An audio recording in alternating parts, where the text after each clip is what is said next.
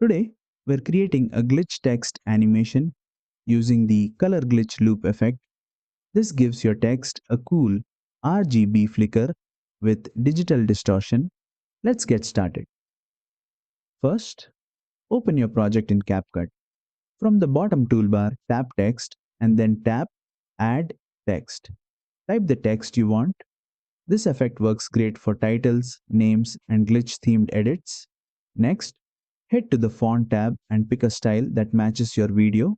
Bold fonts, tech fonts, or futuristic style typefaces enhance the glitch look even more. Now tap the Animation tab, switch to the Loop section, and scroll until you find Color Glitch.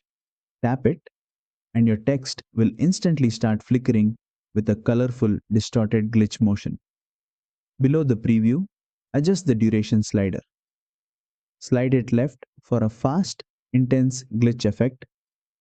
Slide it right for a slower, softer glitch cycle. Choose the speed that best fits your edit's energy.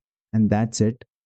You've created a clean and powerful glitch text animation in CapCut Mobile.